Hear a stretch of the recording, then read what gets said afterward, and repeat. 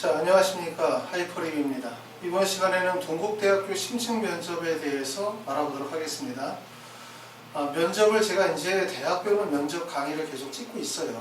그리고 이제 대학의 어떤 모집 요강이나 면접의 유형, 다른 결과들을 계속 분석을 하면서 느끼는 점들은 뭐냐면, 우리가 대학 입시에서 우리가 대학을 결정하거나 수시 원서 지원을 하게 되어질 때 일종의 컨설팅을 할 때 있죠.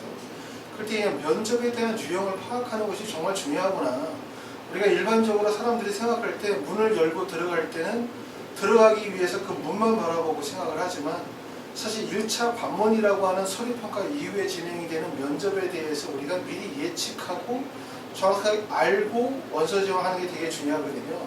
그렇기 때문에 그 대학의 면접의 유형, 또 면접에서 어떤 문제가 출제가 되어지는지, 면접에서 강조되는 게 뭐고 평가 요소는 뭐고, 이런 부분들을 이제 정확하게 판단하는 것이 결국은 대학 입시의 원서 지원에 있어서 되게 중요한 요소구나 라고 하는 걸 이제 새삼 느끼게 되어지고요.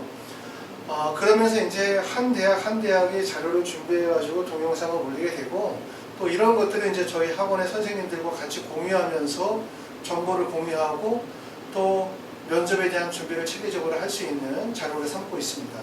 자, 동국대학교는 전년도하고 달라지는 부분들은 사실 거의 없고, 전년도에 비해서 지원의 경쟁률은 다소 하락한 그런 상태입니다. 세부적인 내용에 대해서 한번 알아보도록 하겠습니다. 자, 동국대학교의 면접은 잠시만요. 면접의 유형과 면접 일자에 대해서 우리가 먼저 알아보게 되어지면, 동국대학교는 학생부 종합전형과 그 다음에 학교장 추천 전형에서 우리가 이제 이 두 가지 전형을 진행하고 있는데, 이 두 가지 전형 중에서 두드림 전형만 면접을 실시하고 있어요. 두드림 전형의 면접은 11월 30일에서 12월 1일입니다.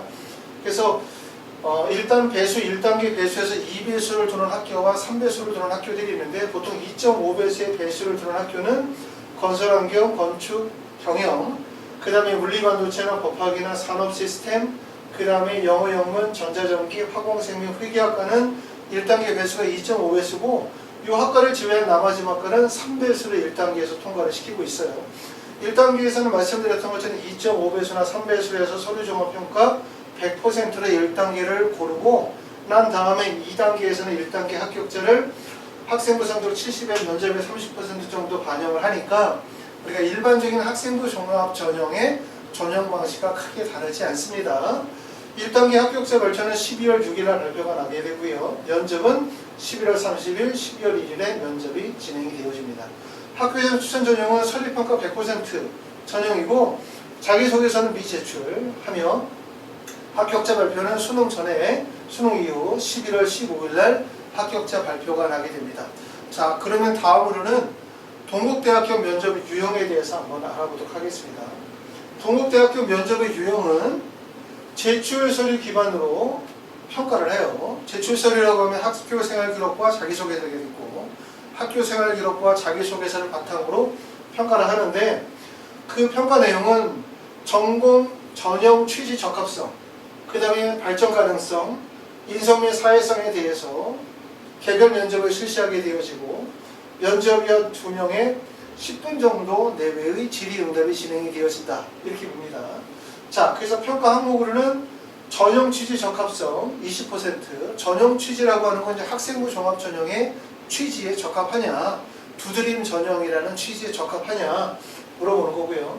전공 적합성의 30%, 발전 가능성 20%, 그 다음에 인성 및 사회성에 대한 평가가 30%인데, 이렇게 4개의 항목으로 나눴지만 그냥 평가를 간단히 나누면 결국 인성과 그 다음에 전공 적합성에 대한 평가 두 가지로 나눠질 수 있다, 이렇게 볼 수 있고, 면접위원이 2명이라는 얘기는 2명이 역할 분담을 하고 있다는 뜻이에요.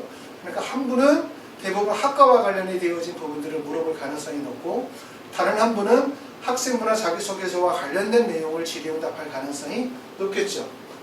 자, 그리고 이제 면접 시에는 브라인드 면접이라고 해서 성명, 수험번호, 출신 고교 등의 면접에서 진행되므로 고교, 출신 고교를 파악할 수 있는 교복 및 체육복의 착용을 금지한다.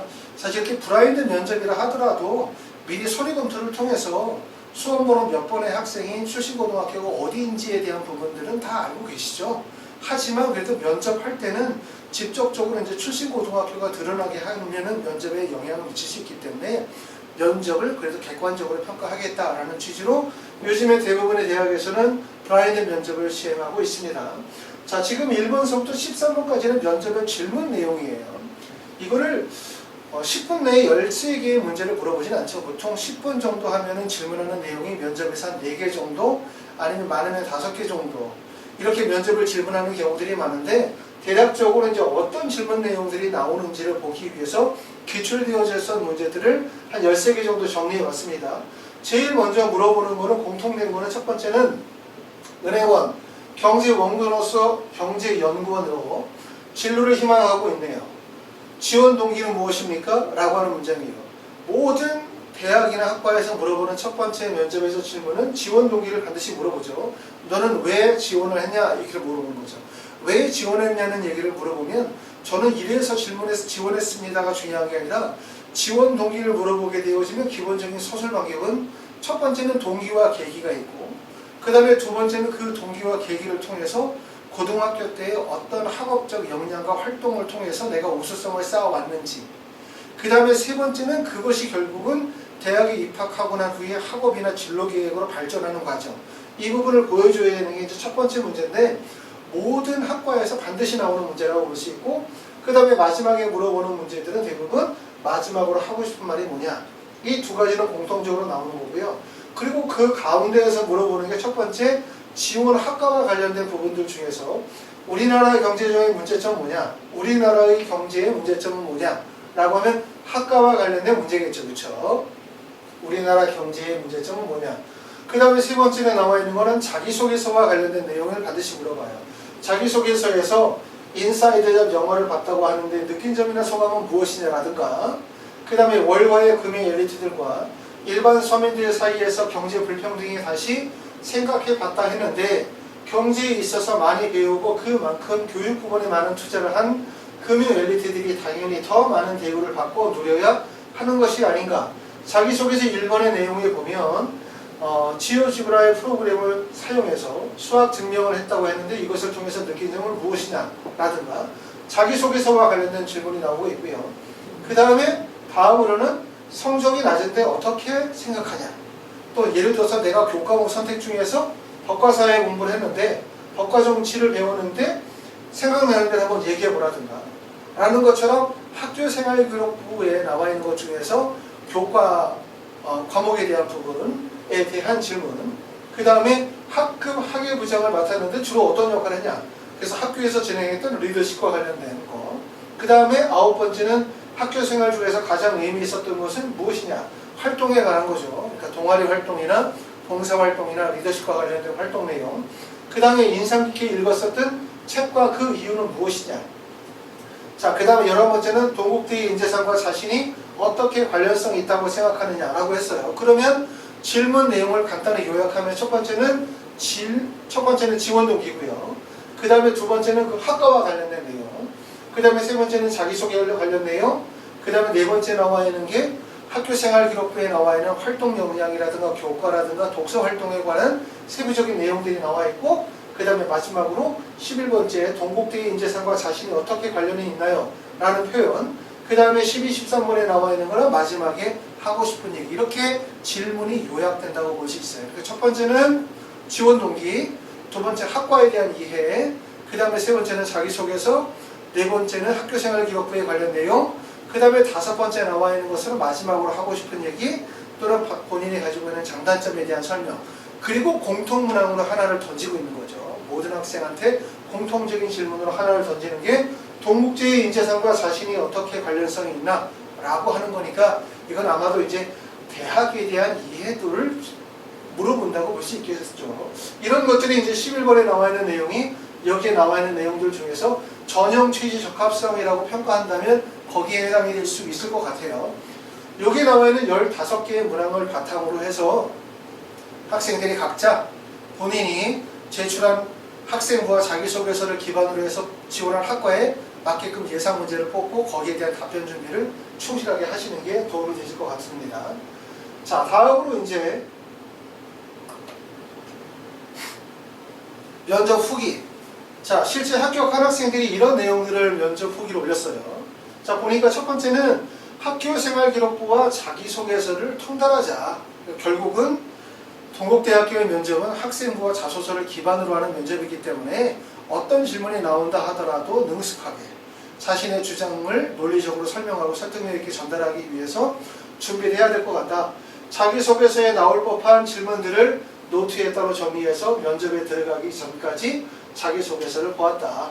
두 번째는 자기소개서 및 학교생활기록부에 적혀있는 책들을 다시 읽어봤다. 아까 봤던 것처럼 독서 관련 질문이 나오니까 우리가 특히 학과와 관련이 되어진, 지원하는 학과와 관련이 되어진 독서 내용들은 한번 다 정리해 볼 필요가 있겠죠.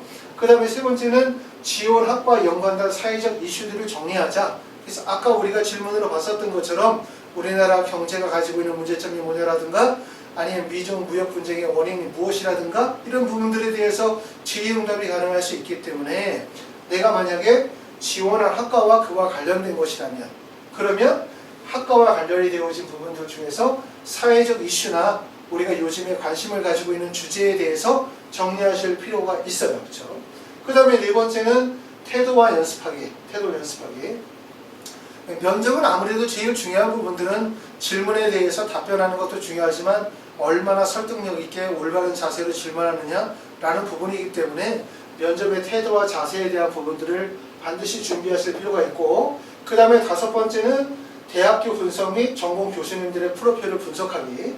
여섯 번째는 교수님들의 얼굴을 크게 프린트해서 교수님들의 사진을 붙여놓고 직접 실전 경험을 쌓으면서 실제 이렇게 하면 이제 면접장에 갔었을 때 그 내가 익히 알고 있었던 교수님들이 면접관으로 만약에 참여하게 되어진다면 조금 더 친숙감이 생기겠죠. 그렇죠? 그렇기 때문에 면접에 도움이 될 거라고 생각이 됩니다. 일곱 번째는 독특하고 기억에 남을 만한 자기소개 멘트를 준비하자. 만약에 질문했었을 때 학교 학생이 질문했었을 때 자기 자신에 대해서 소개해봐라 라든가 자신의 장단점이 무엇이냐 라든가 본인에 대해서 소개를 요구하는 말이 나왔었을 때 내가 나 자신을 무엇라고 표현할 것인가 라고 할 때 좀 더 독창성 있게 표현하자 이런 거예요. 특히 이제 공통질문이라고 예상이 되어지는 문제에 대해서 약간 독창성이 좀 필요해요. 공통질문이라고 할 수 있는 부분들은 아까 첫 번째 나와 있는 것처럼 지원 동기는 약간 그 공통적이죠.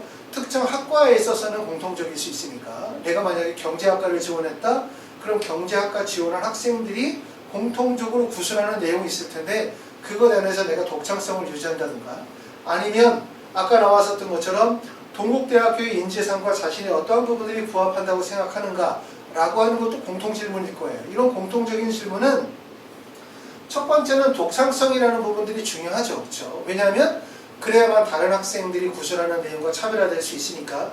하지만 독창성보다 더 중요한 부분들은 결국은 뭐냐면 논리력과 설득력이 더 중요한 거예요. 말은 독창적이지만 자신에 대해서 자기 자신을 소개하거나 아니면 동국대의 인재상과 자신의 어떤 차이점이 부합한다고 생각하는가에 대해서 독창적인 발언을 하지만 실제 그 독창성이 논리성이나 설득력을 갖지 못하게 되어진다면 높은 점수를 받을 수가 없겠죠. 그렇죠? 그래서 모든 발언에 있어서 제일 중요한 부분들은 독창성도 당연히 중요하지만 무엇보다 중요한 것은 논리력과 설득력이 가장 중요하다고 말씀을 드릴 수가 있어요. 학원에서 우리가 수업을 하게 되어질 때 할 수 있는 부분들은 뭐냐면 첫 번째는 자기소개서와 그 다음에 학교생활기록부를 바탕으로 해서 예상되어지는 문제 그리고 거기에 대해서 답변 준비를 준비하도록 할 겁니다.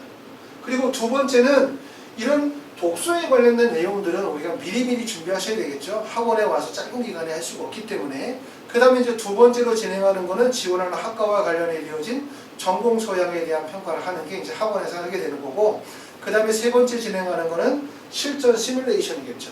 학생들이 이제 다양한 상황에서 본인의 생각을 논리적이고 그 다음에 설득력 있게 표현할 수 있는 상황을 만들어야 되기 때문에 그런 것들에 중점을 두고 진행하게 되어질 거고 여러분들이 이제 학원에 오기 전에 하셔야 되는 것은 본인의 학교생활기록부 자기소개서를 바탕으로 해서 예상되어지는 문제 뽑고 거기에 대한 답변 준비하시고 그 다음에 이런 대학교에 대해서 분석하고 전공 교수님들에 대한 프로필을 분석한다든가 교수님들의 얼굴을 익힌다든가 또는 지원 학과와 관련된 사회적 이슈에 대한 부분을 정리한다든가 이런 부분들은 학생들이 미리미리 좀 준비를 하셔야 될 것 같아요. 왜냐하면 짧은 기간 동안에 다 하기가 어렵거든요.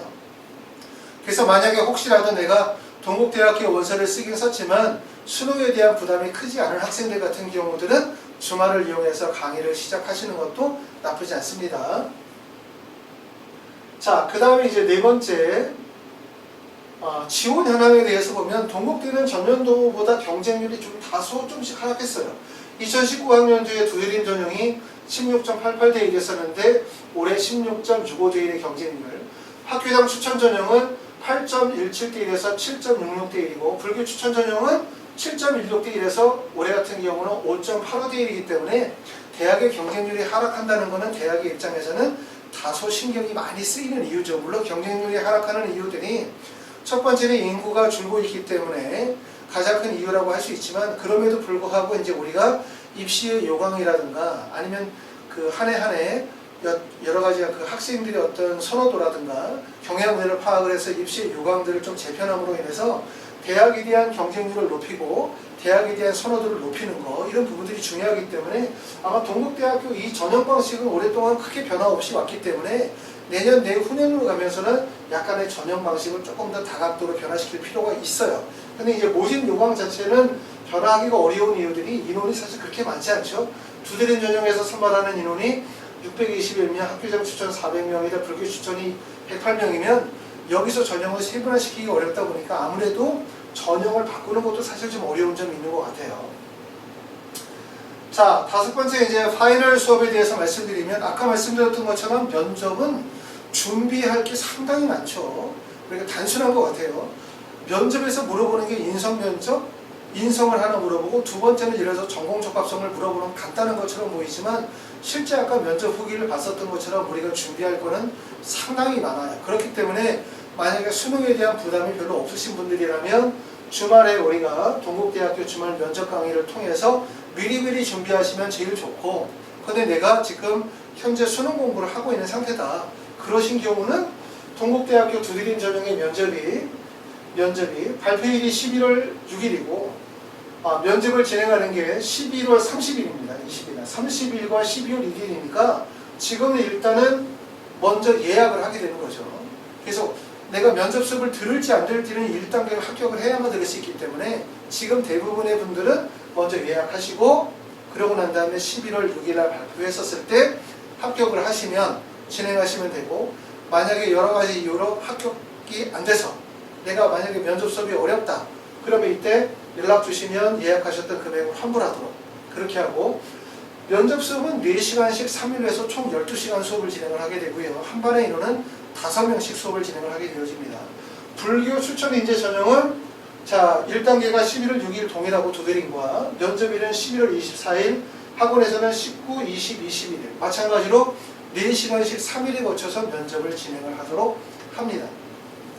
동국대학교 면접은 뭐 동국대학교나 건국대학교나 기타 대학들처럼 비슷해요. 면접의 유형은 어떤 차이점이 있냐면 첫 번째는 제출 서류, 학생부나 자소서를 기반으로 삼으면서 그 다음에 전공 소양과 인성평가의 면접이라고 볼 수 있고 좀 특이점이 있다면 동국대가 가지고 있는 여러 가지 특징 때문에 이런 전공 적합성 또 전공의 취지 적합성에 대해서 평가가 나올 수 있기 때문에 개별적인 질문과 공통적인 질문에 대한 답변이 있을 수 있다라고 하는 점을 참고하실 필요가 있습니다. 감사합니다.